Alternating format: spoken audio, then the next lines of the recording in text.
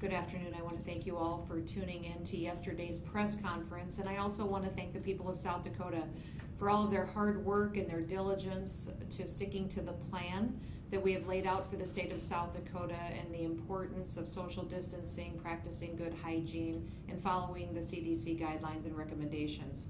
Yesterday, I outlined a couple of additional steps that we're taking in the state to help flatten the curve, and we are at a critical point in time. On May 2nd, I issued an executive order that gave directions to the state of South Dakota on mitigation efforts that we would undertake. The executive order that I renewed yesterday and signed extended that deadline through May 31st and changed some of the language in the executive order from should to shall. If you remember last Friday, I had a press conference where I included the executives and the chief medical officers and experts from our three major healthcare systems, along with our state epidemiologist and our Secretary of Health, Kim Mulzum-Risden. We all agreed on the plan for South Dakota where we would add capacity to our healthcare systems and add equipment and ventilators to meet the needs that South Dakota will have to have in order to take care of people in the coming months. What we did yesterday with the executive orders that I signed was make sure that we were enforcing that plan and that we knew how we were going to work forward to make sure that we could tackle all of this together as a state. Now, Friday's projections were all agreed to, and yesterday the executive orders put in place what we needed to make sure that we could complete and successfully take care of South Dakota following that plan. Now, the new executive order that I signed gave some directives specifically to an individual group in the counties of Minnehaha and Lincoln County.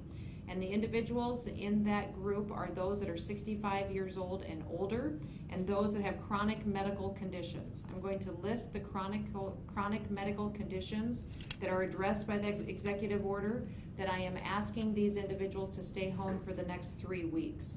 Those who have chronic lung disease and people who have moderate to severe asthma, serious heart conditions, diabetes, liver disease, or chronic kidney disease, and persons who are on dialysis. Those individuals and those that are 65 years old or older, I'm telling you to stay home for the next 3 weeks if you live in the counties of Minnehaha or Lincoln County.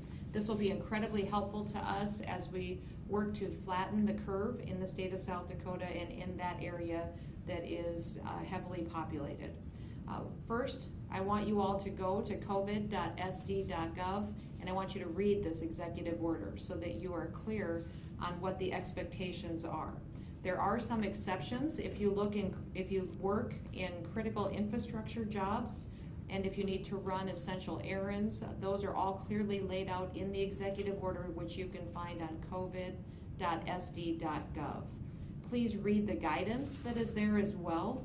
And a majority of our positive cases today in the state of South Dakota are located in these two counties.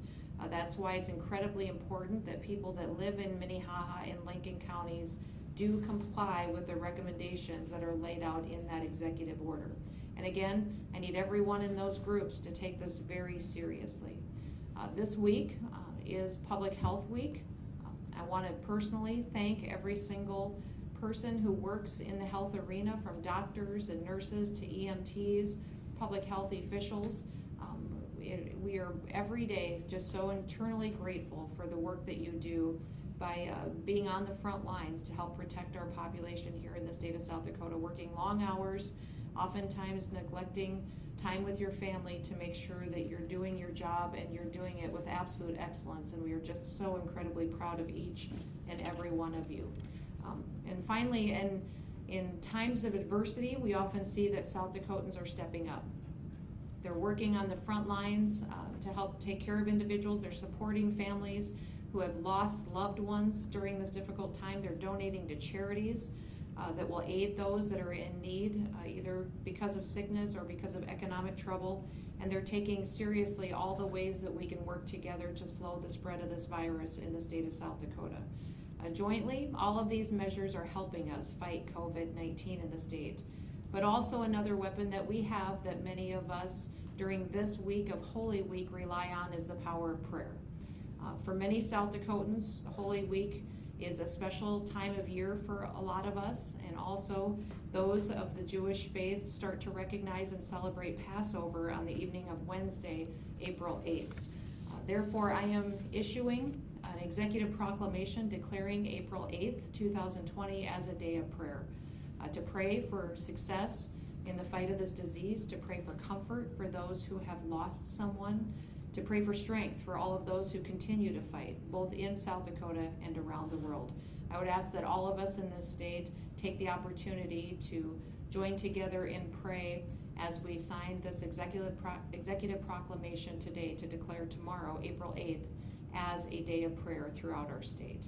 And with that, I will open it up for any questions that you may have.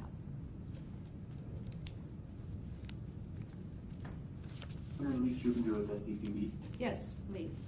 I've spoken with some mayors in some more rural communities, and they're kind of concerned about potentially being overloaded with cases. Why not extend this 65 and older and chronic medical condition more broadly as opposed to just Minnehaha and Lincoln? As I said yesterday, we will consider that at the appropriate time. We have concerns in the Minnehaha and Lincoln County areas right now today and want to work to protect that vulnerable population. That's why you saw me sign the executive order that I did yesterday. We will continue to evaluate every single county and part of the state in the coming days. This is Trevor Mitchell with the Arctic Leader. We'll go Trevor and then we'll come to Kelly in the room. Go ahead, Trevor. Yeah, good. Thanks, Governor. I'm wondering if you're, under the executive action, you've spoken about these individuals, the vulnerable individuals as they're referred to.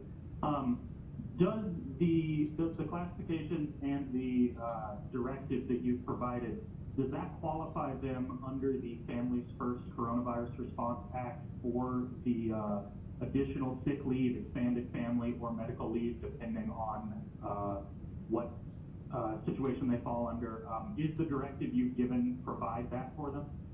We are evaluating each of those on a case-by-case basis, so if they will reach out to us, we will certainly help them determine if they're eligible or not. So the executive order says people over 65, but we've also heard 65 and older in press conferences. Could you just clear up which is the best one to use? You know, we would get the specific age says older than 65. We will follow the guidance that is in the executive order as it's posted on covid.sd.gov. Apparently, work on the Keystone XL pipeline has begun in Montana. Do you know when they're supposed to start in South Dakota? And are you concerned about contractors who are coming in and spreading the virus?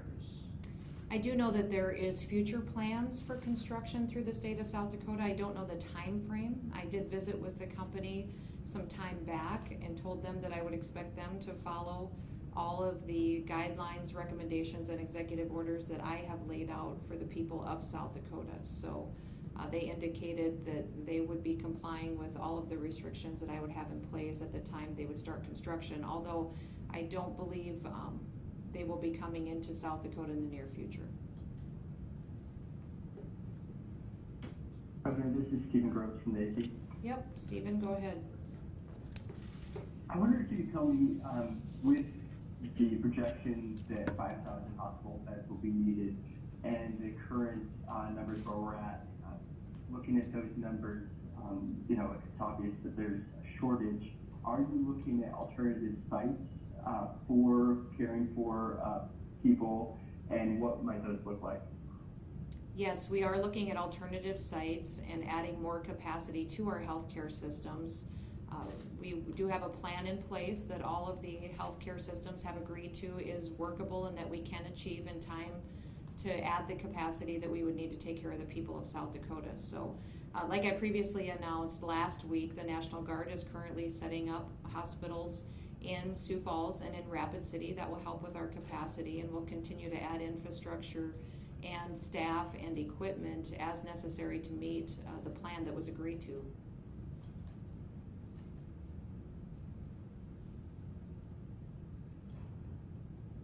Further questions? On the website, you list a certain number of persons as recovered. Can I just get a little bit more details about how you classify someone as recovered? Sure. Sure. Kim Elson-Reisen with the Department of Health. The criteria for a person to recover from COVID-19 is that they are free from fever for at least 3 days. Their symptoms of COVID-19 have resolved, and they have been isolated for at least 7 days. So the minimum is 7 days. That can go a little bit longer depending on when their fever breaks. Governor, a question from Cal AM in Sioux Falls. Who's supposed to enforce the revised order and follow-up? The executive order that was issued, there was 2 of them issued yesterday. And what that is direction to the state of South Dakota about what compliance they should have with guidelines that we've laid out for an action to adhere to the plan that we put out last Friday. So we will be using appropriate enforcement measures as necessary that I do have at my disposal. But we have not run into an incidence yet where that's been necessary. I think the question was who specifically would enact that enforcement? It would be, it's in my executive order, so I would expect that if there's enforcement action to be taken, it would be mine. Yeah, the follow-up then, what's the penalty for someone in Lincoln or Minnehaha County who is over 65, who has a chronic illness or doesn't comply? We will deal with that when it is necessary. We did have a bill that came before the legislature last week that talked about some enforcement mechanisms we wanted to give to the Secretary of the Department of Health. The legislature did not support that bill. Therefore, that is not a tool that we have available to us today. Governor, going back to the hospital issue, this is Morgan from the Rapid City Journal. Where is the National Guard building the hospitals? Where are they going to go? We have professionals in planning and engineering within the National Guard that are going to do site location analysis. So they will be coming forward with a plan. They're in the current stage of planning and laying out what facility would work best for that. And we do have facilities that are appropriate in Rapid City and in Sioux Falls. So we'll be letting you know in the coming days. But again, we peak in mid-June. We are planning to reach that capacity in plenty of time before then, and I'm incredibly confident in the ability of our National Guard to help us get there. So we don't know specifically where it will be yet, but we'll know in the next week or so. You will know when we're ready to let the public know exactly how that stand-up is going. Okay, thanks.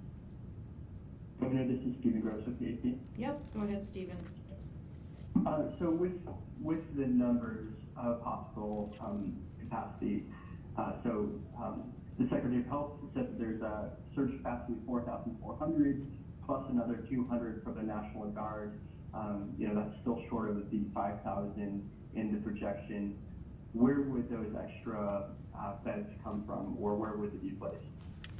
This is Kim Elson-Reisen. So the hospitals across the state are working with us to identify additional sites where we can stand up the additional beds that we're going to need. And I want to remind you that the plan that was agreed to by the healthcare systems, the state, and the Department of Health said we would add 5,000 beds that would be dedicated to COVID-19 patients, 1,300 ventilators. We also, since then, with the new executive order, by putting more mitigation measures in place for Minnehaha and Lincoln counties, we anticipate that that number necessary could be less. The more mitigation measures we put in lowers what we need, but we're still going to continue to over-plan and over-prepare. We want to make sure that we have the capacity to adequately take care of South Dakotans, and we will be ready.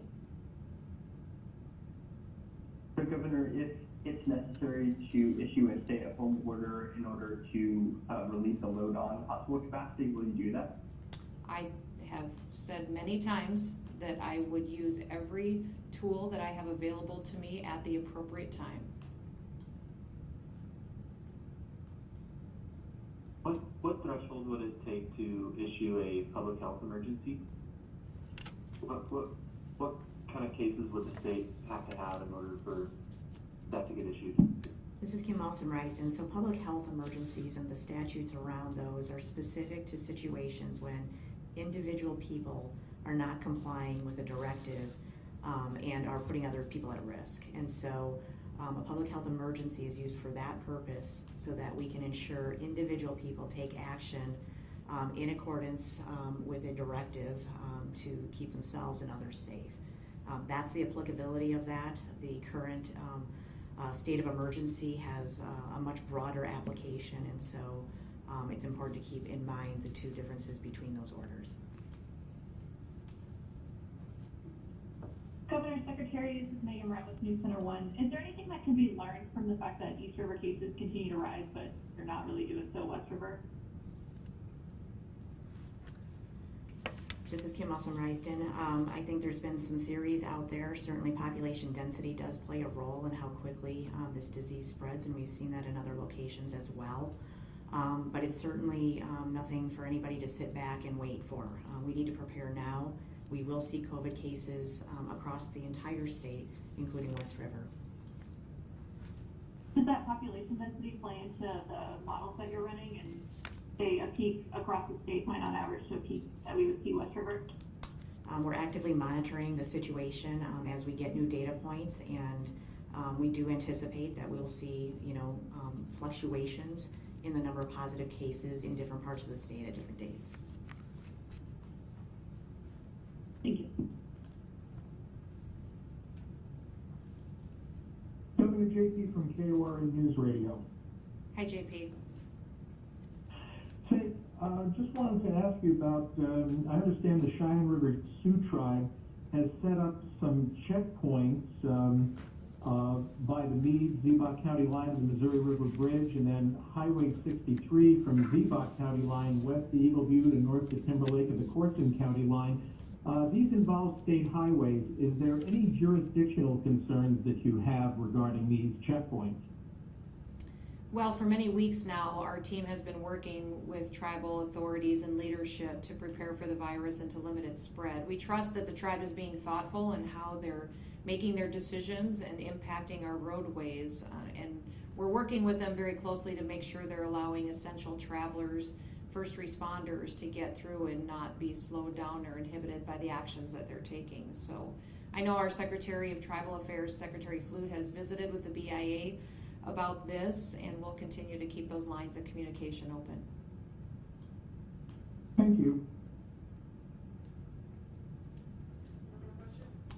One more question? Megan Wright here again with News Center 1. Earlier in the Department of Health briefing, you mentioned that the Department of Health doesn't have a way to denote tests that are being administered by county, but is there any way to determine what tests are high priority coming in from each county to the Department of, or the health lab? This is Kim Awesome-Risden. The question earlier on the call was whether we had a county breakdown of negative tests, and since we get those test results from a multitude of labs that have different ways of collecting information, we don't have a way to break that down by county. We do break down by county all positive cases, and we will continue to do that.